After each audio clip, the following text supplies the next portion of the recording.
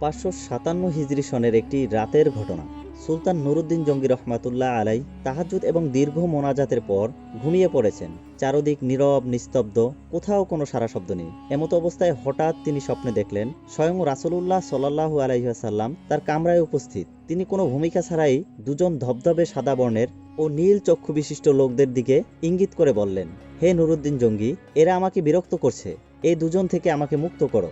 এই ভয়াবহ স্বপ্ন দেখে নুরুদ্দিন জঙ্গি রহমাতুল্লাহ আলাই অত্যন্ত ভীত সন্ত্রস্ত হয়ে ঘুম থেকে জাগ্রত হলেন এবং তিনি অস্থির হয়ে গোটা কামরাময় পায়চারি করতে লাগলেন।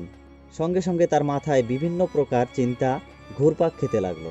হৃদয় রাজ্যে ভিড় জমালো হাজার রকমের প্রশ্ন। তিনি ভাবলেন, আল্লাহ রসুল তো এখন কবর জীবনে, তার সাথে অভিশপ্ত ইহুদিরা এমন কি ষড়যন্ত্র করতে পারে? কি হতে পারে তাদের চক্রান্ত স্বরূপ? তারা কি রাসূলুল্লাহ সাল্লাল্লাহু আলাইহি সাল্লামের কোনো ক্ষতি করতে চায় কি পরজীবনেও তার সাথে ষড়যন্ত্রে লিপ্ত হতে? আমাকে দুজন ইহুদির চেহারা কেন দেখানো হলো? শয়তান তো আল্লাহ তাআলার নবীর সূরত ধারণ করে আসতে পারেন না। তাহলে কি আমি স্বপ্ন দেখেছি? এসব ভাবতে ভাবতে সুলতান অস্থির হয়ে পড়লেন। তিনি অজু গোসল সেরে তাড়াতাড়ি 2 রাকাত নামাজ আদায় করলেন। তারপর আল্লাহর দরবারে ক্রন্দনরত অবস্থায় অনেকক্ষণ মোনাজাত করলেন। এমন সময় সুলতানের নিকট এমন কেউ ছিল না যার সাথে তিনি পরামর্শ করবেন, আবার এই স্বপ্ন এমনও নয় যে যার তার কাছে ব্যক্ত করবেন। অবশেষে আবারও তিনি শুয়ে পড়লেন। দীর্ঘ সময় পর যখন তার একটু ঘুমের ভাব এলো, সঙ্গে সঙ্গে এবারও তিনি প্রথমবারের ন্যায় নবী করিম সাল্লাল্লাহু আলাইহি ওয়াসাল্লামকে স্বপ্নে দেখলেন। তিনি তাকে পূর্বের ন্যায় বলছেন, নুরুদ্দিন মাহমুদ, এই দুজন থেকে আমাকে মুক্ত করো। এবার নুরুদ্দিন জঙ্গি রহমাতুল্লাহ আলাই আল্লাহ বলতে বলতে বিছানা ছেড়ে উঠে বসলেন। তারপর কোথায় যাবেন, কি করবেন কিছুই ঠিক করতে না পেরে দ্রুত অজু গোসল সেরে মুসল্লায় দাঁড়িয়ে অত্যাধিক ভীত অবস্থায় 2 রাকাত নামাজ আদায় করলেন এবং দীর্ঘ সময় অশ্রুসিক্ত নয়নে দোয়া করলেন। রাতের অনেক অংশ তখনও বাকি। সমগ্র পৃথিবী যেন কি এক বিপদের সম্মুখীন হয়ে নিঝুম হয়ে আছে। কি এক মহা বিপর্যয় যেন পৃথিবীর বুকে সংগঠিত হতে যাচ্ছে। কঠিন বিপদের ঘনঘটা যেন চতুর্দিকে ছড়িয়ে পড়ছে। তিনি মুখ তুলে আকাশ পানে তাকালেন। মনে হলো স্বপ্নে দেখা ওই লোক দুজন যেন তাকে ধরার জন্য দ্রুত গতিতে ধেয়ে আসছে। তিনি সেই চেহারা দুটোকে মনের মণিকোঠা থেকে সরানোর চেষ্টা করলেন, কিন্তু কিছুতেই তা সম্ভব হলো না। শেষ পর্যন্ত নিরুপায় হয়ে নুরুদ্দিন জঙ্গি রহমাতুল্লাহ আলাই চোখ বন্ধ করে আবারও তন্দ্রাভিভূত হয়ে শুয়ে পড়লেন। শোয়ার পরে তৃতীয়বারের মতো তিনি একই ধরনের স্বপ্ন দেখলেন। নবী করিম সাল্লাল্লাহু আলাইহি ওয়াসাল্লাম স্বপ্নে দেখালেন তিনি তাকে তার আঙ্গুল দিয়ে দেখিয়ে দিচ্ছেন এবং বলছেন, নুরুদ্দিন জঙ্গি, ওই দুজন থেকে আমাকে মুক্ত করো। এবার নুরুদ্দিন জঙ্গি তাদের দিকে তাকালেন এবং দেখলেন ওই দুজন লোক দাঁড়িয়ে আছে। তাদের গায়ের রং অনেক ফর্সা এবং চোখ দুটো নীল বর্ণের মার্বেলের ন্যায়। এই ঘটনা প্রত্যক্ষ করার পর নুরুদ্দিন জঙ্গি রহমাতুল্লাহ আলাই ক্রন্দনরত অবস্থায় বিছানা পরিত্যাগ করলেন। এবার তার দৃঢ় বিশ্বাস জন্মালো যে নিশ্চয়ই প্রিয় নবী সাল্লাল্লাহু আলাইহি ওয়াসাল্লামের রওজা মোবারক কোনো না কোনো মহা বিপদের সম্মুখীন রয়েছে। তিনি তড়িৎ গতিতে অজু গোসল করে ফজরের নামাজ আদায় করলেন। নামাজ শেষে প্রধানমন্ত্রী জালালউদ্দিন মৌসুলির নিকট গিয়ে গোপনীয়তা রক্ষার প্রতিশ্রুতি নিয়ে স্বপ্নের বিবরণ শোনালেন এবং এই মুহূর্তে কি করা যায় এ ব্যাপারে সুনিশ্চিত পরামর্শ চাইলেন। জালালউদ্দিন মৌসুলি স্বপ্নের বৃত্তান্ত অবগত হয়ে বললেন, হুজুর, আপনি এখনো বসে আছেন? নিশ্চয়ই প্রিয় নবীর রওজা মোবারক কোনো না কোনো কঠিন বিপদের সম্মুখীন হয়েছে, তাই এই বিপদ থেকে উদ্ধার করার জন্য বারবার তিনি আপনাকে স্মরণ করছেন। অতএব আমার পরামর্শ হলো, সময় নষ্ট না করে অতি সত্বর মদিনার পথে অগ্রসর হন। নুরুদ্দিন জঙ্গি রহমাতুল্লাহ আলাই আর বিলম্ব করলেন না। তিনি 16,000 দ্রুতগামী অশ্বরোহী সৈন্য এবং বিপুল ধন সম্পদ নিয়ে বাগদাদ থেকে মদিনা অভিমুখে রওনা হলেন। রাত দিন সফর করে 17তম দিনে মদিনা শরীফে পৌঁছালেন এবং সৈন্যবাহিনী সহ গোসল এবং অজু সেরে দৌড়ে মসজিদে নববীতে গিয়ে 2 রাকাত নফল নামাজ আদায় করলেন এবং দীর্ঘ সময় ধরে মোনাজাত করলেন। তারপর রাসূলের রওজা মোবারক জিয়ারত করলেন এবং ডাক দিয়ে বললেন, হে প্রিয় নবী রাসূলে আরবি, আমাকে ক্ষমা করবেন, জানি না কি হচ্ছে, তবে আমি নুরুদ্দিন জঙ্গি রহমাতুল্লাহ আলাই কথা দিলাম আমার জীবন থাকতে এই মদিনার মাটিতে কোনো অপরাধী অপরাধ করে বেঁচে থাকতে পারবে না। অতঃপর সৈন্যবাহিনী দ্বারা মদিনা ঘেরাও করে ফেললেন এবং সঙ্গে সঙ্গে আদেশ জারি করে দিলেন যে বাইরের লোক মদিনাতে আসতে পারবে, কিন্তু সাবধান, মদিনা থেকে কোনো লোক বাইরে যেতে পারবে না। নুরুদ্দিন জঙ্গি রহমাতুল্লাহ আলাই জুমার খুতবা দান করলেন এবং ঘোষণা দিলেন, আমি মদিনাবাসীকে দাওয়াত দিয়ে একবেলা খানা খাওয়াতে চাই। আমার অভিলাষ সকলেই যেন এই দাওয়াতে অংশগ্রহণ করে। সুলতান মদিনাবাসীকে আপ্যায়নের জন্য বিশাল আয়োজন করলেন এবং প্রত্যেকের নিকট অনুরোধ করলেন মদিনার কোনো লোক যেন এই দাওয়াত থেকে বঞ্চিত না হয়। নির্ধারিত সময় খাওয়া দাওয়া শুরু হলো। প্রত্যেকেই তৃপ্তি সহকারে খানা খেলো। যারা দূর দূরান্ত থেকে আসতে পারেননি তাদেরকেও শেষ পর্যন্ত ঘোড়া ও গাধার পিঠে চড়িয়ে আনা হলো। এভাবে প্রায় 15 দিন পর্যন্ত অগণিত লোক শাহী দাওয়াতে শরিক হওয়ার পর সুলতান জিজ্ঞাসা করলেন, আর কেউ কি অবশিষ্ট আছে? থাকলে তাদেরকেও ডেকে আনো। এই নির্দেশের পর সুলতান বিশ্বস্ত সূত্রে অবগত হলেন যে আর কোনো লোক দাওয়াতে আসতে বাকি নেই।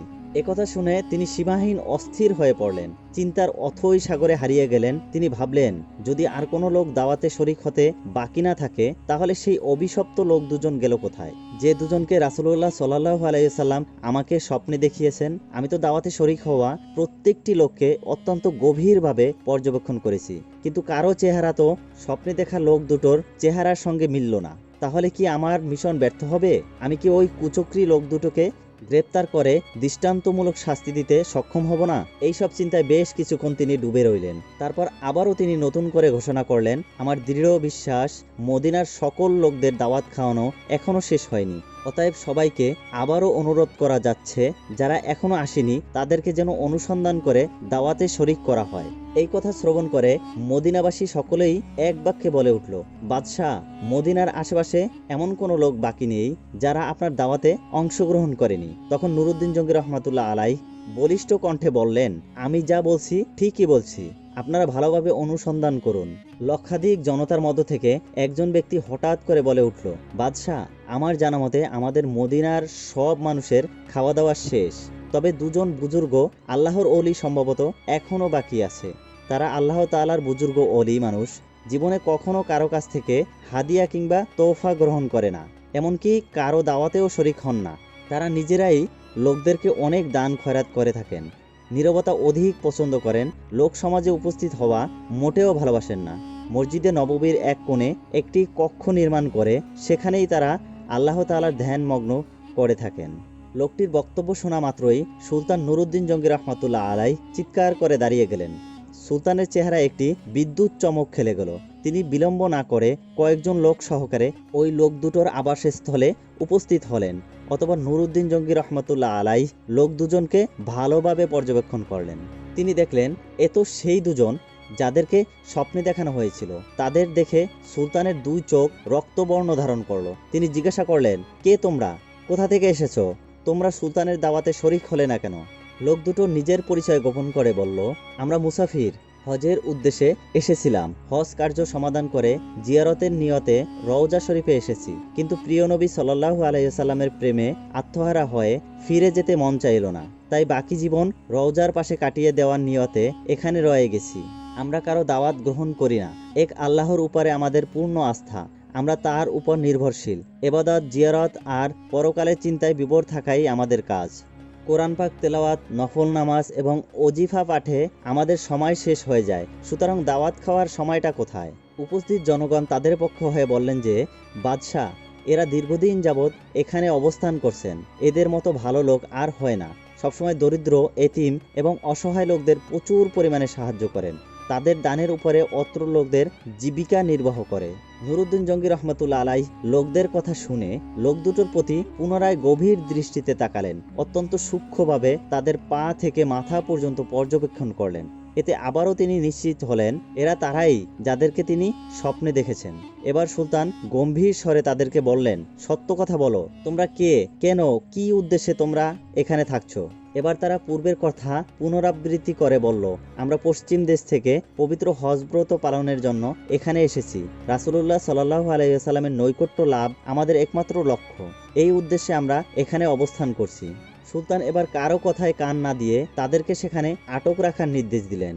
তারপর স্বয়ং তাদের থাকার জায়গায় গিয়ে খুব ভালো করে অনুসন্ধান চালালেন। সেখানে অনেক সম্পদ পাওয়া গেল বহু দুর্লভ কিতাবপত্র, কিন্তু এমন কোনো জিনিস পাওয়া গেল না যা দ্বারা স্বপ্নের বিষয়ে কোনো প্রকার সহায়তা হয়। নুরুদ্দিন জঙ্গি রহমাতুল্লাহ আলাইহ অধিক পেরেশান এবং অস্থির। এখনও রহস্য উদ্ঘাটন করতে না পারায় তিনি সীমাহীন চিন্তিত। এদিকে মদিনায় বহু লোক তার জন্য সুপারিশ করছে। তারা আবারও বলল, বাদশাহ, এরা আল্লাহ তাআলার বুজুর্গ ওলি, দিনভর রোজা রাখেন, রাতের অধিকাংশ সময় ইবাদত বন্দিগিতে কাটিয়ে দেন, 5 ওয়াক্ত নামাজ রওজা শরীফের নিকট এসে আদায় করেন, প্রতিদিন নিয়মিত জান্নাতুল বাকি জিয়ারত করতে যান, প্রতি শনিবার মসজিদুল কুবাতে গমন করেন, কেউ কিছু চাইলে খালি হাতে ফিরিয়ে দেন না। সুলতান তাদের অবস্থা শুনে সীমাহীন অবাক হলেন। তারপরও সুলতান হাল ছাড়লেন না। কক্ষের অংশে অনুসন্ধানের দৃষ্টি ফিরিয়ে যাচ্ছেন, ঘরের প্রত্যেকটি বস্তুকে গভীরভাবে পর্যবেক্ষণ করছেন, কিন্তু সন্দেহ করার মতো তিনি কিছুই পাচ্ছেন না। নুরুদ্দিন জঙ্গি এক পর্যায়ে সঙ্গীদেরকে বললেন, আচ্ছা তাদের নামাজের মুসল্লাটা একটু উঠাও দেখি। সঙ্গীরা নির্দেশ পালন করলো। নামাজের মুসল্লাটি বিছানো ছিল একটি চাটাইয়ের উপর। সুলতান আবারও নির্দেশ দিল, চাটাইটিও সরিয়ে ফেলো। চাটাইটি সরিয়ে দেখা গেল একখানা বিশাল পাথর। সুলতানের নির্দেশে পাথরটিও সরানো হলো। এবার পাওয়া গেল একটি সুড়ঙ্গ পথ, যা বহু দূর পর্যন্ত চলে গেছে, এমনকি তা পৌঁছে গেছে রওজা শরীফের অতি সন্নিকটে।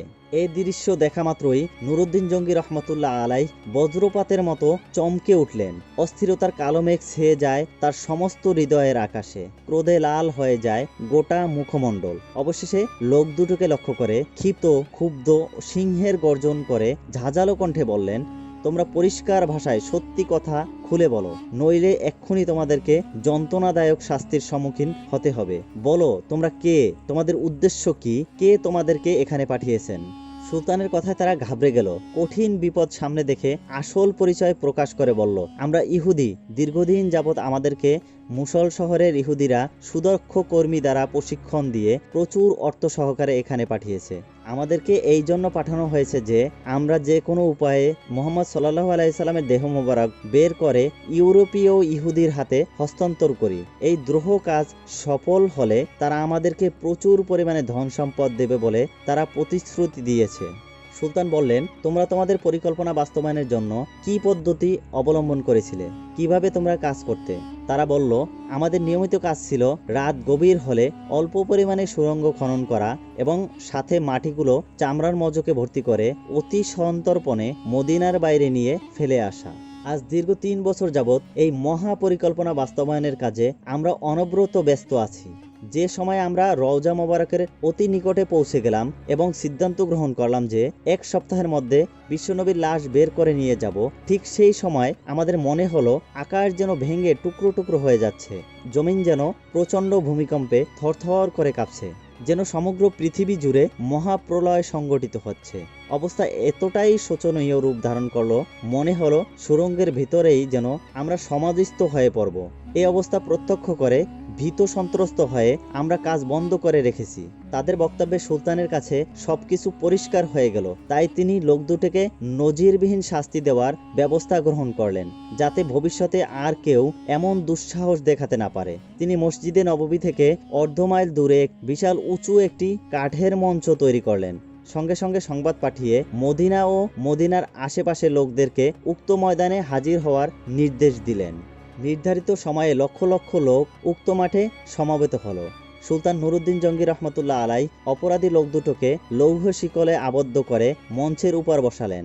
তারপর বিশাল জনসমুদ্রের মাঝে তাদের হীন চক্রান্ত এবং ঘৃণিত কর্মকাণ্ডের কথা উল্লেখ করলেন।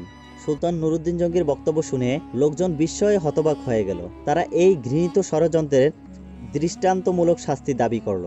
সুলতান বললেন, হ্যাঁ, এদের শাস্তি দৃষ্টান্তমূলকই হবে। তিনি লোকদেরকে বিপুল পরিমাণে লাকড়ি সংগ্রহের নির্দেশ দিলেন। তারপর লক্ষ জনতার সামনে সেই ইহুদি লোক দুটোর মঞ্চের নিম্নভাগে আগুন লাগিয়ে পুড়ে ভস্ম করে ফেললেন। কোনো কোনো বর্ণনায় আছে সেই আগুন নাকি দীর্ঘ 11 দিন পর্যন্ত জ্বলেছিল। অতঃপর তিনি বিপুল পরিমাণে অর্থ ব্যয় করে 1000 মণ সীসা গলিয়ে রওজা শরীফের চারপাশে মজবুত প্রাচীর নির্মাণ করে দেন, যেন ভবিষ্যতে আর কেউ প্রিয় নবীর কবর পর্যন্ত পৌঁছাতে সক্ষম না হয়। অতঃপর তিনি আল্লাহ পাকের শুকরিয়া আদায় করলেন এবং তাকে যে এত বড় খেদমতের জন্য কবুল করা হলো সেজন্য সপ্তাহব্যাপী আনন্দ বিসর্জন দিলেন। জানা যায় নুরুদ্দিন জঙ্গি রহমতুল্লাহ আলাই ইন্তিকাল করলে ওসিয়াত মোতাবেক তার লাশকে রাসূলুল্লাহ সাল্লাল্লাহু আলাইহি সাল্লামের রওজা মোবারকের অতি নিকটে দাফন করা হয়। প্রিয় দর্শক, ভিডিওটি ভালো লাগলে লাইক দিন, আপনার প্রিয়জনদের মাঝে শেয়ার করুন। নিয়মিত এরকম সত্য ও শিক্ষণীয় ভিডিও পেতে এক্ষুনি আমাদের চ্যানেলটি সাবস্ক্রাইব করুন, পাশে থাকা বেল আইকনটি প্রেস করুন। এতে করে আমাদের সব ভিডিও আপনার কাছে পৌঁছাবে। শীঘ্রই দেখা হচ্ছে নতুন কোনো একটি ভিডিওতে ইনশাআল্লাহ। সেই পর্যন্ত সবাই ভালো থাকুন, সুস্থ থাকুন। আল্লাহ হাফেজ।